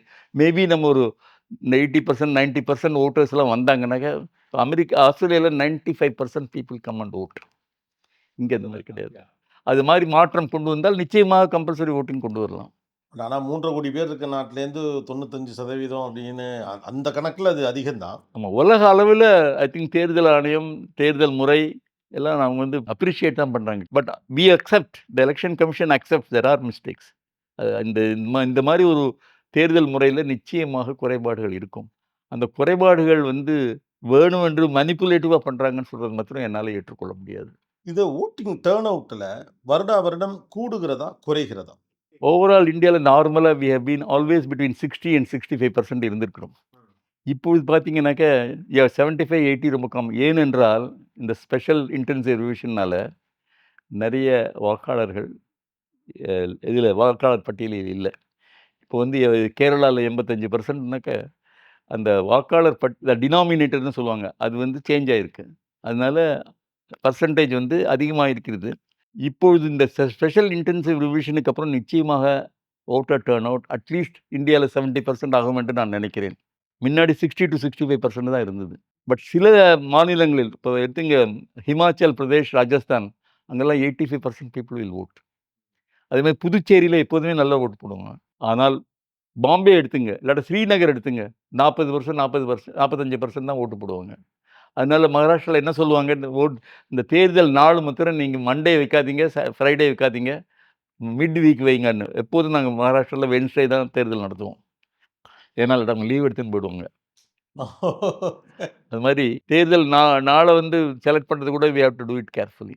அரசியல் பற்றி அதிகம் பேசுவது பார்த்தீங்கன்னா, ஒரு பக்கம் கிராமத்தில பேசினா கூட பயங்கரமான கருத்துக்களை முன்வைப்பது, சோஷியல் மீடியால பேசுறது அர்பன்லேருந்து தான் நிறையா பேசுறாங்க.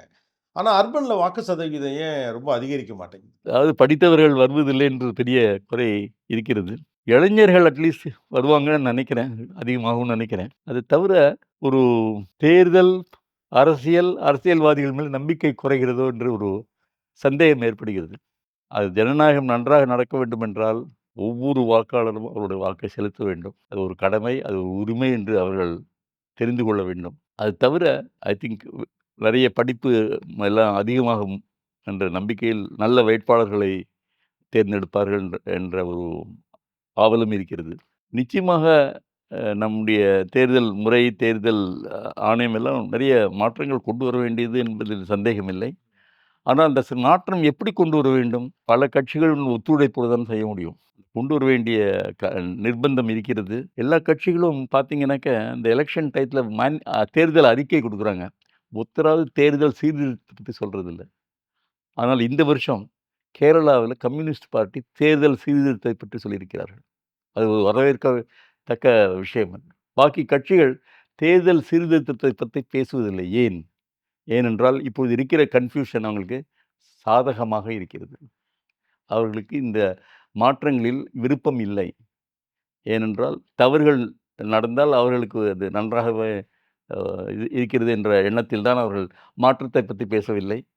அதனால் தேர்தல் கட்சிகள் அவர்களுடைய தேர்தல் அறிக்கையில் தேர்தல் மாற்றங்களை கொண்டு வர வேண்டும். ஃபர்ஸ்ட் டைம் வோட்டர்ஸ் எந்தெந்த விஷயங்கள்ல கவனமாக இருக்கணும்? ஏன்னா முதல் முறையாக அவர்கள் வாக்களிக்க போறார்கள் அப்படின்னா, அவங்க என்னென்ன விஷயங்கள முன்னாலே தெரிஞ்சுட்டு போறது பெட்டர். அங்க போய் தடுமாறாம இருக்க. இப்பொழுது நிறைய வாய்ப்பு இருக்குது. இப்போ முதல்ல வேட்பாளர்கள் பற்றி அவங்கவங்க அஃபிடவிட் கொடுக்குறாங்க. அந்த அஃபிடவிட்டை முதல்ல பார்க்கணும். அதில் வந்து யார் குற்றம் இல்லாதவர்கள், யார் வந்து தவறுகள் செய்யாமல் இருக்கிறார்கள், அந்த மாதிரி பார்த்து படித்தவர்களா, படிக்காதவர்களா? இன்னும் சில சமயம் சொல்லுவாங்க, படித்தவர்கள் தான் வேட்பாளராக இருக்க முடியும் என்று. நான் அந்த கருத்தை ஒத்துக்கொள்ளவில்லை. படிக்காதவர்களும் நல்ல முறையில் செயல்பட்டு இருக்கிறார்கள். பெஸ்ட் எக்ஸாம்பிள் நமக்கு காமராஜ் இருக்கார். அவங்களாம் கருணாநிதியும் அவ்வளோ படித்ததில்லை, பட் அவரும் பண்ணியிருக்காரு. அரசியல் அறிவு நிறைய இருக்க வேண்டும். அது பார்த்துக்க வேண்டியது. 2வது மந்திரிகள் ஆகும்பொழுது கொஞ்சம் படித்திருந்தால் நல்லது அது. படிக்காமல் கையெழுத்து கூட போட தெரியாத ஒரு மந்திரியை நம்ம நியமிக்க முடியாது. அதனால் மந்திரிகள் அப்பாயின்மெண்ட்டில் ஒரு educational qualification at least school final மட்டுமாவது படித்திருக்க வேண்டும் என்று வைக்கலாம். ஆனால் வாக்காளர்களுக்கு வந்து வோட்டிங் ரைட் வந்து எல்லாருக்கும் கொடுக்க வேண்டியது. அதுதான் நல்ல தேர்தல் முறை என்று என்னுடைய கருத்து. அண்டு புதிய வாக்காளர்கள் இந்த தேர்தல் அஃபிடவிட், அந்த வேட்பாளர்கள் கொடுத்த அஃபிடவிட்டை பார்க்க வேண்டும். ஆராய்ந்து அது கலந்து ஆலோசித்து அவங்க முடிவெடுக்க வேண்டும். வாக்குச்சாவடிக்கு சென்று அவருடைய வாக்குகளை செலுத்த வேண்டும். அவர்கள் வந்து மற்றவர்களுக்கு ஏதேனும் சந்தேகம் இருந்தால் அவர்களுக்கு உதவி செய்யலாம். நிறைய நான் கவர்மெண்டல் ஆர்கனைசேஷன் என்று இருக்கிறது. டெல்லியிலாம் இருக்குது, மும்பையில் இருக்குது. அதே மாதிரி இந்த இப்போ ஃபார் எக்ஸாம்பிள் ஓட்டர் பேர் இல்லைங்கிறதுக்கு சில சமயத்தில் வாக்குச்சாவடி மாறி இருக்கும், பேர் இல்லாமல் இருக்கும். அந்த மாதிரி உதவி செய்யலாம். ஸோ நல்ல மாற்றங்கள் கொண்டு வர முடியும். அது புது வாக்காளர்கள் இதில் நிச்சயமாக ஆர்வம் எடுத்துக்கொண்டு நல்ல மாற்றங்களை கொண்டு வரலாம். Thank you sir. Thanks for the time. ஒரு தேர்தல் நேரத்தில் நிறைய விஷயங்கள், தேர்தல் ஹிஸ்ட்ரியில் தொடங்கி ஒய் எ ஓட் இஸ் இம்பார்ட்டன்ட்லேருந்து இருக்கக்கூடிய பிழைகள், சிக்கல்கள் சரி செய்வதற்கு தேவைப்படக்கூடிய சாத்தியக்கூறுகள் அப்படின்னு பல ஆங்கிளில் சொல்லியிருக்கீங்க. Thanks a lot sir. Thanks for the time. நன்றி, வணக்கம். நன்றி sir. Thank you sir. Doctor Sreevarma wellness presence த கோபிநாத் பாட்காஸ்ட். அனைத்து நோய்களுக்குமான குணம், ஆரோக்கியம் தரும் மருத்துவர்கள். டாக்டர் ஸ்ரீவர்மாஸ்.